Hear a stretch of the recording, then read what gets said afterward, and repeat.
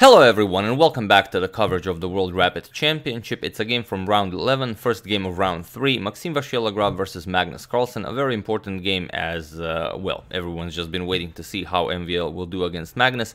And, well, with everything that's been going on lately, will MVL be in the candidates, will MVL not be in the candidates? It's just a very important game. And especially the two of them are battling it out to see who will come on top as the number one, the highest rated rapid player in the world. And also, some 2 hours before this game started, I created a poll on Twitter asking you guys who do you think will win. And well, here are the results of the poll. 79.7% of you said that Magnus Carlsen will win, and 20.3% said that Maxime Vachier Lagrave will win, and 688 of you have voted.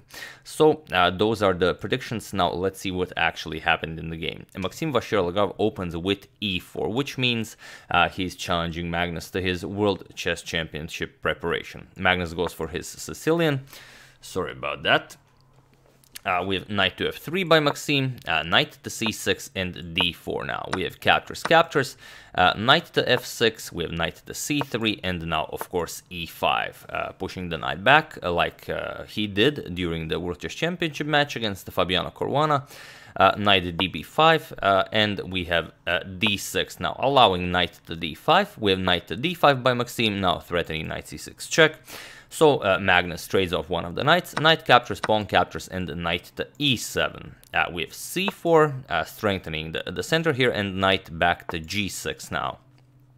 We have queen to a4 now, threatening some nasty discoveries, bishop to d7, preventing them, and queen to b4 now, and queen to b8. If you remember, during the World Chess Championship match, we used to discuss how this is some insane super engine preparation stuff, and they go straight into it with h4 by Maxime, h5 by Magnus, and here bishop to e3 was played by Fabiano Caruana in game 14. That's second game of the Rapids of the World Chess Championship match 2018 that Magnus Carlsen won, and also Van Forest tried this bishop to e3 idea against Magnus. Magnus also won that game. But here we have bishop to d3 by MVL, and it is as of move 13 that we have a completely new game.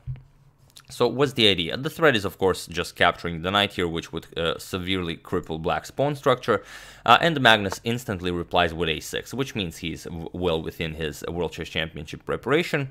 And now knight back to c3. You don't have time to snap off the knight because just a captures on b5. Your bishop is under attack. You have to move it, bishop back. And now after captures, you get b5 in, and black solved all of his problems. It's just a beautiful position for black.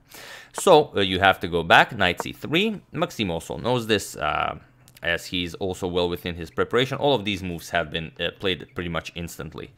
Now there is a threat of bishop captures knight, so f5, expanding, and it does look a bit dangerous, but you know, it's well within the preparation. With bishop to e3 and bishop to e7, Magnus prepares the castle kingside. We have knight to a4 now with insane control of the b6 square. Queen to c7, and now knight to b6, attacking the rook, and is just a very nice outpost for the knight. We have rook to d8 by Magnus, and g3 now. For the moment, preventing f4, and e4 now. Something I've seen Magnus do this already in structures like these. You just you know, free up the e5 square for the knight, and the knight will have a beautiful outpost in the center of the board. Bishop back to e2, and now knight to e5. And here, without giving it a second thought, MVL castled queenside, saying that I am still well within my preparation, and I'm not afraid of any open files that may soon, you know, become open. We have castles by Magnus also instantly, and now there's the question of the h5 pawn. Can it be captured? Not really, because if you capture this, then you're giving up the c4 pawn, and if, you know, knight captures, the king is still on c1, so b5 will easily win back the piece. So we have king to b1 by MVL, and now bishop to e8, guarding the pawn, but also preparing to transfer bishop to these diagonals, you know, depending on which one will prove more useful. Rook to c1, Maxime now prepares the other rook to enter the game, and also he would like to push c5 and c6 at some point.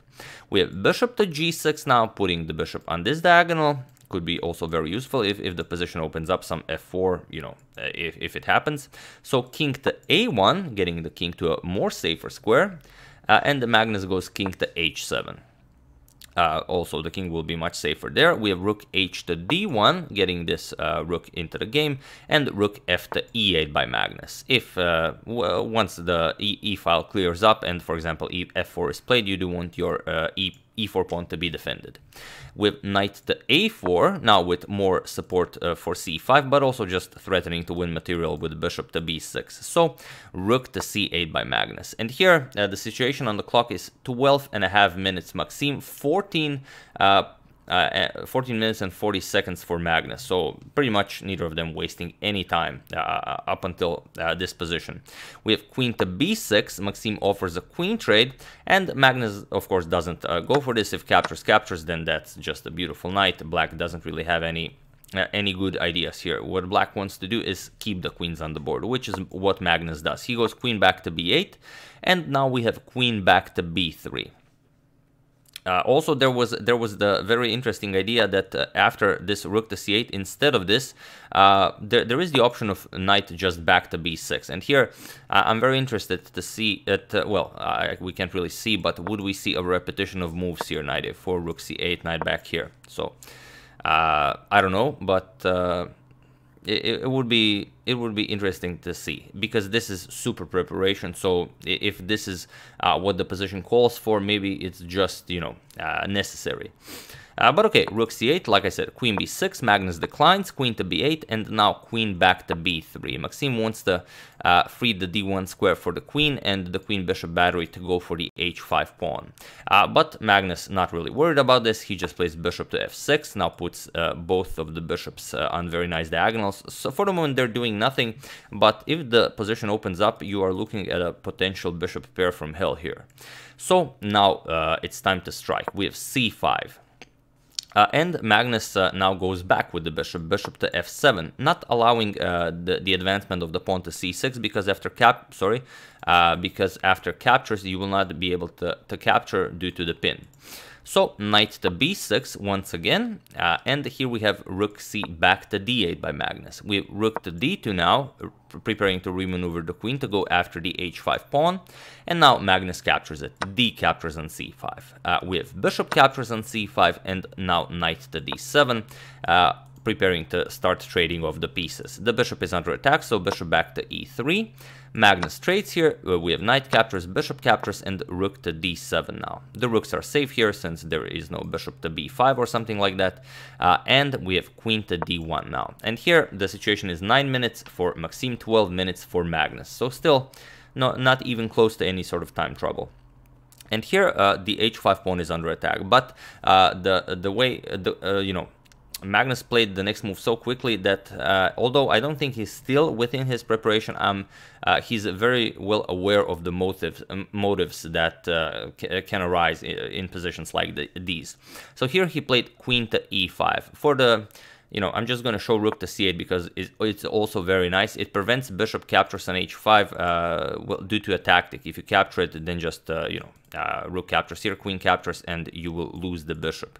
So even if captures, the bishop is still off limits, because here you just kick the bishop back with g6, bishop to e2, and now rook captures on d5. And now, of course, after rook captures, bishop captures, you are unable to capture it due to this mate on c1. So by playing king to a1, it is a safe square for the king. Unless the position really opens up, then you have back rank issues.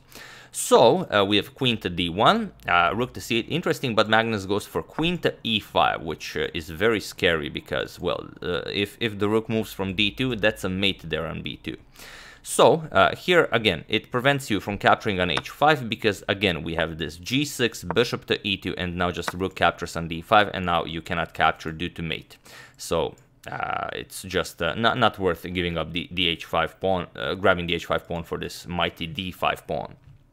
So after bishop e5, we have bishop back to c4, and now it's questionable whether this whole queen b3 to d1 going after the h5 pawn was worth it, because the bishop is now forced to guard the d5 pawn.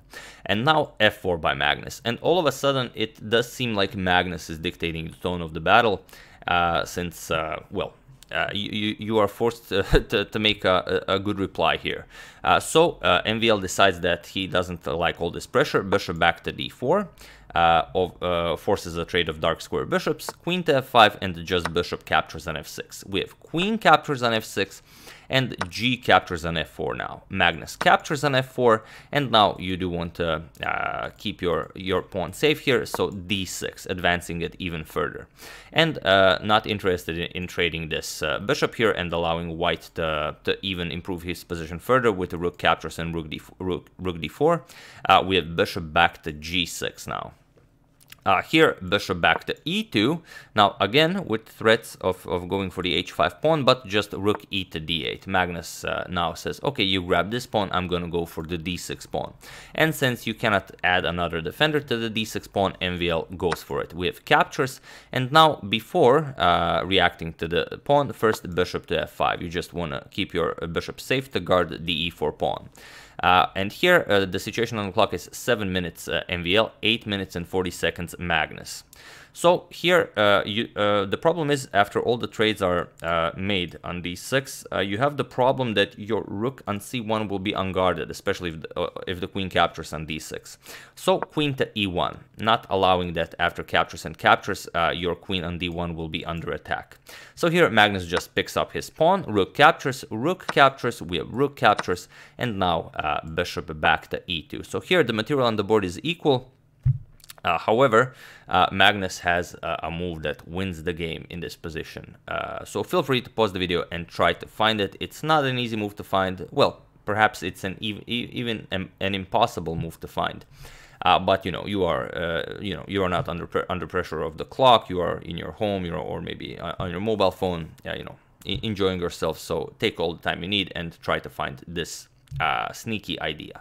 While I give you a couple of seconds. So for those of you who were able to do it, congratulations on finding such a beautiful supercomputer move. And for those of you who just want to enjoy the show, it's rook to d2. It's really, well, we shouldn't expect anyone to find such a move because it's not at all clear what it does. What it does is that it prevents white from actually making any moves. You cannot move the bishop because you lose the f2 pawn. You cannot move the queen anywhere, you lose the bishop. And you don't really have any good moves with the rook. For example, one nice variation that shows just how silly the position is if you offer a rook trade, then just rook captures on d1. And if bishop captures, queen to c1 is mate, since the queen no longer covers the back rank. And if you capture with the queen, then just queen captures on f2, you grab a pawn, and you have a passed e pawn. It's a winning position now.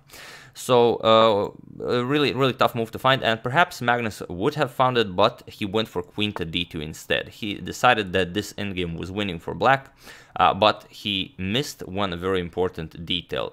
Here MVL plays a3. He gets rid of his back rank weaknesses.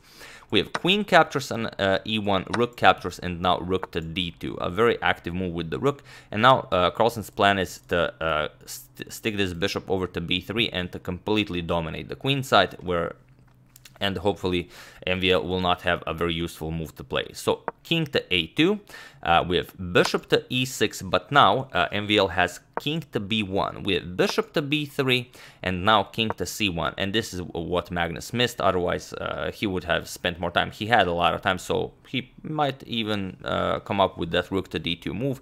But here the problem is bishop to d1 is coming, and white will be able to trade everything, and then he just has a more active king. So here Carlsen goes rook c2 check. You cannot go here as the bishop covers that, so king b1 and rook to c6, going after the h4 pawn, but now it's bishop to d1. You cannot allow this powerful bishop to remain here. We have bishop captures, rook captures, and now rook to h6, going after the h4 pawn. So now it's basically a rook endgame. Rook d7, going after the b7 pawn, b5, and king c2. Maxime now starts improving the position of his king. Rook captures on h4, king to d2 now, again improving the position of the king. You are down a pawn, but it's a rook and pawn endgame, so you should be able to hold it.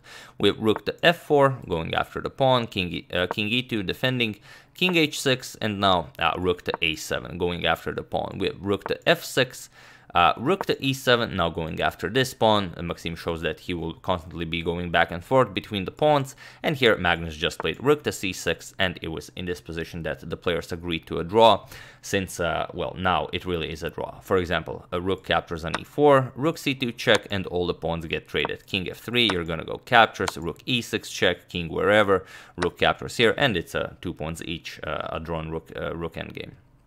So yeah, really exciting stuff. After rook to c6, they agreed to a draw, but this was the magical moment. After bishop to e2, Magnus missed rook to d2, and it's just, well, a big well, opportunity missed, not only for taking down MVL, but also for you know, cementing his #1 rapid player in the world, but also for getting closer to winning the World Rapid Championship. But that's just what you get when you face MVL. He went straight into Carlsen's World Chess Championship preparation, played a really impressive game, but in the end it wasn't enough, and almost lost the game. So that's the game. I do hope you enjoyed it. I would like to thank Michael Carey, Pete Spondrobos, Victor Klein, David Groskind, and Predrag Zerdo for your contribution to my channel. Thank you a lot. I really appreciate it. As usual, you can check 2 of my previous videos here. Thank you all for watching, and I will see you soon, continuing the coverage of the FIDE World Rapid Championship, and for the next 2 days, the FIDE World Blitz Championship. So yeah, thank you all. I will see you soon, and have an excellent rest of your day.